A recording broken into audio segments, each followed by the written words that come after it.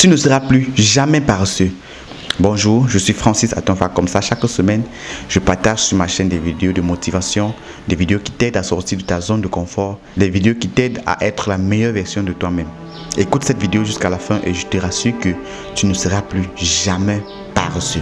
Il était une fois, un fermier venait de planter ses cultures dans un champ où se trouvait un nid d'oiseaux dans lequel une maman moineau venait de déposer ses œufs. Quelques jours plus tard, des petits moineaux sortis de ses œufs et commençaient à vivre heureux avec les mamans. Le moineau allait quotidiennement dans la forêt pour nourrir ses petits. Un jour, en revenant de la forêt, elle trouve ses enfants tout effrayés. « Mais mes enfants, que s'est-il passé? Pourquoi êtes-vous dans cet état ?» Et les enfants répondent à leur mère, « Mère, le fermier est venu ici aujourd'hui et il parlait de la récolte. Il a dit que demain il enverrait ses fils pour couper les cultures.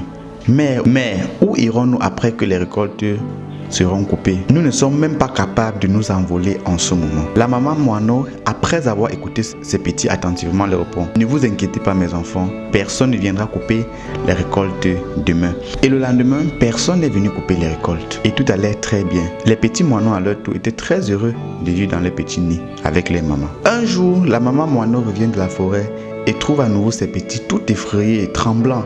« Mais maman, le fermier était ici aujourd'hui. Il a dit que demain il enverrait les villageois pour couper les récoltes.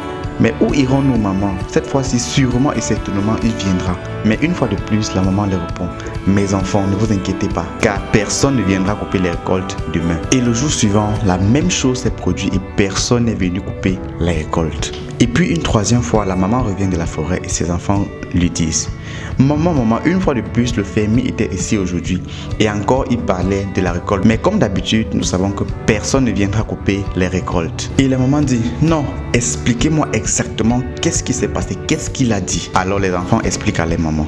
Le fermier était ici aujourd'hui, il a dit qu'il avait perdu beaucoup de temps et que demain, il viendra lui-même couper ses récoltes. Et il disait aussi que il a constaté qu'en comptant sur ses enfants et sur les villageois, il ne devait jamais récolter ses plantes. Mieux, il viendra lui-même le faire. Après avoir écouté attentivement ces paroles, la maman moineau leur répond, « Mes enfants, nous devons quitter cet endroit immédiatement. Certainement, le fermier viendra demain couper ses récoltes. » Les enfants tous surpris disent, « Mais maman, à chaque fois qu'il vient ici, il dit la même chose, mais il n'est jamais venu couper les récoltes. Es-tu sûr que cette fois le fermier viendra couper les récoltes? Et pourquoi es-tu tellement sûr? » Et la maman leur répondit, « Mes enfants, écoutez-moi. La première fois, le fermier comptait sur ses fils. Il dépendait de ses fils. Ses fils l'ont déçu. La deuxième fois, il comptait sur les villageois. Les villageois l'ont déçu. Cette fois, il a dit qu'il viendra lui-même.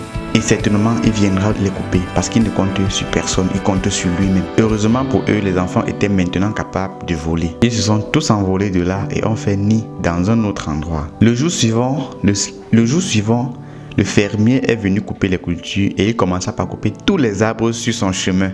Maintenant, quand nous regardons autour de nous, nous voyons qu'il se passe exactement la même chose.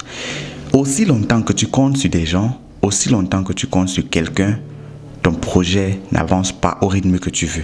Jusqu'à ce que tu prennes les commandes et que tu te mettes en avant pour suivre un projet. Parfois, nous comptons tellement sur les gens au point de les accuser quand nous faisons échec. Non, la première personne sur qui nous devons compter, c'est nous-mêmes.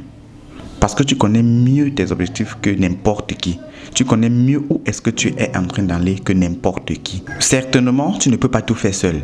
Mais d'abord, compte sur toi avant de compter sur les autres. Ne compte pas sur quelqu'un d'autre plus que toi-même. Non, en bon entendeur, salut. Si tu as aimé cette vidéo, n'oublie pas de liker et de commenter, car ça fait toujours plaisir. Merci.